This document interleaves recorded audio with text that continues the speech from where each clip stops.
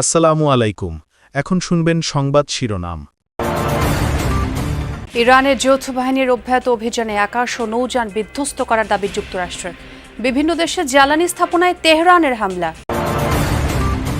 নতুন সংসদের প্রথম অধিবেশন আজ। স্পিকার ডেপুটি স্পিকার চূড়ান্ত করবেন সংসদ নেতা তারেক রহমান। এমপি মন্ত্রীদের মার্জিত ও সতর্ক আচরণের নির্দেশনা প্রধানমন্ত্রীর। রাজধানীতে জ্বালানির জন্য ফিলিং স্টেশনে যানবাহনের চাপ কমেছে কিছুটা। সরবরাহ শেষ হয়ে যাওয়ায় কয়েকটি পাম্প থেকে খালি হাতেই ফেরে গ্রাহক। রংপুরে জুলাই হত্যা মামলা থেকে আসামিদের নাম কর্তনের আবেদনের হিড়িক। তালিকায় সাবেক স্পিকার, মন্ত্রীসহ ঊর্ধ্বতন কর্মকর্তারা। এমন এফিডেভিট গ্রহণযোগ্য নয় বলছে পুলিশ। এতক্ষণ শুনছিলেন সংবাদ শিরোনাম, এবার বিস্তারিত। ইরান জুড়ে অব্যাহত রয়েছে যুক্তরাষ্ট্র ও ইসরায়েলের যৌথ হামলা। বুধবার দেশটির সামরিক বাহিনীর বিভিন্ন স্থাপনা লক্ষ্য করে হামলা চালিয়েছে ওয়াশিংটন। এতে বেশ কয়েকটি আকাশযান বিধ্বস্ত হওয়ার দাবি করেছে মার্কিন সেন্ট্রাল কমান্ড। হরমুজ প্রণালীতে আইআরজিসির একাধিক নৌযান ধ্বংস হয় যৌথ বাহিনীর হামলায়। এছাড়াও তেহরানে আইআরজিসি ও বাসিজ ফোর্সের অবস্থান লক্ষ্য করে ড্রোন হামলা চালিয়েছে ইসরায়েল। এতে হতাহত হন বেশ কয়েকজন। তাবরিজ ও কেরমান শহরেও পাওয়া গেছে হামলার খবর। জবাবে ইসরায়েলে কয়েক দফায় ক্ষেপণাস্ত্র হামলা চালায় ইরানের revolutionary guard IRGC. Tel Aviv, Haifa ও জেরুজালেমে হয়েছে বেশ কয়েকটি বিস্ফোরণ। এদিকে ওমানের বন্দর নগরী সালালায় একাধিক ফুয়েল ট্যাঙ্কে আঘাত এনেছে তেহরানের ড্রোন। হামলায় ব্যাপক ক্ষতিগ্রস্ত স্থাপনাটি। ইরাকের আল-ফাও বন্দরে দুটি বিদেশি তেলবাহী ট্যাঙ্কারেও হয়েছে হামলা। বাহরাইনের মুহাররাকে বেশ কয়েকটি ফুয়েল ট্যাঙ্ক বিধ্বস্ত হয়েছে ড্রোনের আঘাতে। এছাড়াও ড্রোন ও মিসাইল হামলা হয়েছে সৌদি আরব, আমিরাত, কুয়েত ও কাতারে। যুদ্ধ বন্ধে যুক্তরাষ্ট্র ইসরায়েলকে ৩টি শর্ত দিয়েছেন ইরানের প্রেসিডেন্ট মাসুদ পেজেশকিয়ান। তার দাবি, স্বীকৃতি দিতে হবে তেহরানের বৈধ অধিকারকে, অর্থাৎ শান্তিপূর্ণ পরমাণু কর্মসূচি পরিচালনার বিষয়ে ইঙ্গিত দিয়েছেন তিনি। দ্বিতীয়ত, চলমান সংঘাতের জন্য যুক্তরাষ্ট্র ও ইসরায়েলকে দায়ী করে ক্ষতিপূরণ চেয়েছেন তিনি। সবশেষে ভবিষ্যতের আগ্রাসন হবে না এমন শক্তিশালী আন্তর্জাতিক নিশ্চয়তা চেয়েছেন ইরানের প্রেসিডেন্ট। রাশিয়া ও পাকিস্তানের নেতাদের সাথে ইস্যুতে আলোচনার কথা জানিয়েছেন পেজেশকিয়ান। জানান, অঞ্চলটির শান্তির প্রতি ইরানের অঙ্গীকার পুনর্ব্যক্ত করেছেন তিনি। গেল বছরের তুলনায় এবার অনেক বেশি নিখুঁত হামলা চালাচ্ছে ইরান। এর পেছনে রয়েছে চীনের নেভিগেশন সিস্টেম বাইডোর অবদান, ধারণা গোয়েন্দা বিশ্লেষকদের। তারা বলছেন, হয়তো মার্কিন জিপিএসের বদলে চীনা সিস্টেম বাইডো ব্যবহার করছে তেহরান। এতে তুলনামূলকভাবে স্যাটেলাইট বেশি থাকায় আগের চেয়ে অনেকটাই সঠিকভাবে লক্ষ্য নির্ধারণে সক্ষম হচ্ছে তারা। রেহাই পাচ্ছে পশ্চিমা দেশগুলোর জ্যামিং বা ভুয়া সিগন্যালের হাত থেকেও।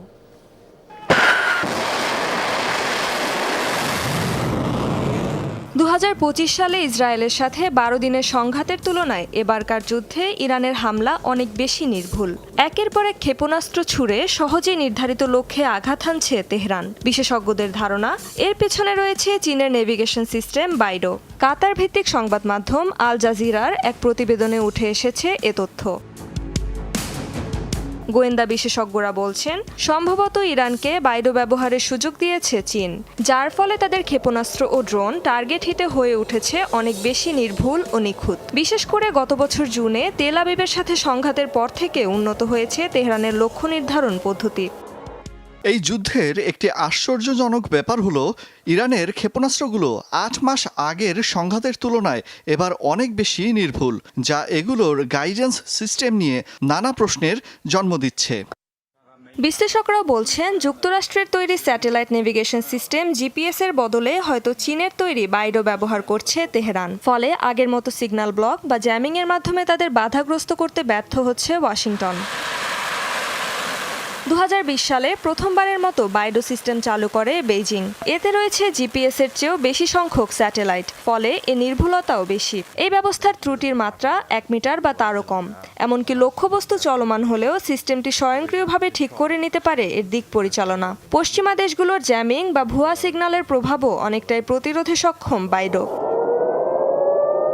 গেল মাসের শেষে ইরানে যুক্তরাষ্ট্র ইসরায়েলের যৌথ অভিযান শুরুর পর থেকেই ইসরায়েল সহ মধ্যপ্রাচ্যের বিভিন্ন দেশে পাল্টা জবাব দিচ্ছে তেহরান। ছুটছে শত শত ব্যালিস্টিক ক্ষেপণাস্ত্র ও ড্রোন। এর মধ্যে অনেকগুলোই নির্ভুল আঘাত হেনেছে ইসরায়েলের প্রাণকেন্দ্র তেল আবিবে। ইরানের হামলায় কি পরিমাণ ক্ষয়ক্ষতি হয়েছে ইসরায়েলের?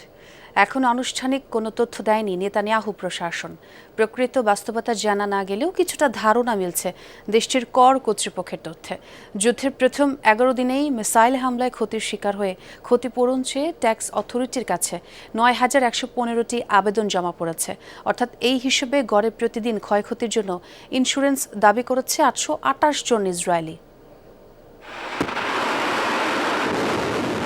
চলমান যুদ্ধে শুধু ইসরায়েলি ভূখণ্ড লক্ষ্য করেই প্রায় 600 মিসাইল ড্রোন ছুড়েছে ইরান, যার মধ্যে অনেকগুলোই সরাসরি আঘাত হেনেছে লক্ষ্যবস্তুতে। ইরানের হামলায় ইসরায়েলের বহু স্থাপনা ধ্বংসস্তূপে পরিণত হওয়ার তথ্য উঠে এসেছে দেশটির বিভিন্ন সংবাদ মাধ্যমে। তবে প্রায় 2 সপ্তাহেও মোট ক্ষয়ক্ষতির আনুষ্ঠানিক কোনো হিসাব দেয়নি নেতানিয়াহু সরকার। এমনকি প্রশাসনের বিরুদ্ধে ব্যাপক ধ্বংসযজ্ঞের প্রকৃত চিত্র গোপনের অভিযোগও তুলেছে কেউ কেউ।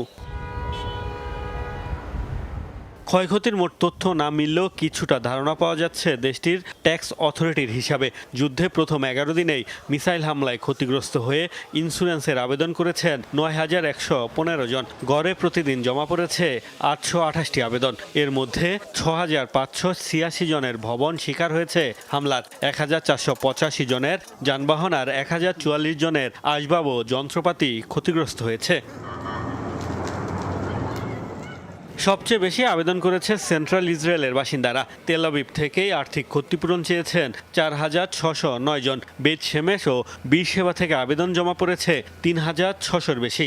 ধারণা করা হচ্ছে এখন পর্যন্ত মোট ক্ষয়ক্ষতি ইসরায়েলি মুদ্রায় কয়েকশো মিলিয়ন শেকেলের কম নয়। এর আগে ইরানের সাথে গত জুনে হওয়া যুদ্ধে 53,409 জন ক্ষতিপূরণ চেয়ে আবেদন করেছিলেন। ক্ষয়ক্ষতি হয়েছিল 3 বিলিয়ন শেকেলের বেশি। তবে বলা হচ্ছে এবার দীর্ঘমেয়াদী যুদ্ধের প্রস্তুতি হিসেবে কৌশলে বদল এনেছে ইরান। আর তাই গত যুদ্ধে মাত্র 12 দিনেই 1,600 মিসাইল ড্রোন ছুড়লেও এবার একই সময়ে এর 3 ভাগের 1 ভাগ ছুড়েছে। আগেরবার পুরো ইসরায়েলে ব্যাপক হামলা চালালেও চলমান যুদ্ধে মূলত তাদের টার্গেট দেশটির মধ্যাঞ্চল। শুরুতে সভাপতি পদ শূন্য রেখেই আজ সকাল 11টায় বসতে যাচ্ছে ত্রয়োদশ জাতীয় সংসদের প্রথম অধিবেশন। প্রধানমন্ত্রীর পক্ষ থেকে সভাপতির নাম প্রস্তাবের পর তা চূড়ান্ত হবে। সংসদ সভাপতির সভাপতিত্বেই নির্ধারণ হবে স্পিকার এবং ডেপুটি স্পিকার। রাষ্ট্রপতি শপথ পড়াবেন তাদের। সরকার দলীয় সংসদীয় দলের সভা শেষে এসব কথাই জানান চিফ হুইপ নুরুল ইসলাম মনিব। স্থানীয় সরকার মন্ত্রী মির্জা ফখরুল ইসলাম আলমগীর জানান, সংসদ নেতাই স্পিকার ও সভাপতির নাম সুপারিশ করবেন। গতকাল সংসদের সরকারি দলের সংসদীয় দলের সভায় এসব সিদ্ধান্তই হয়।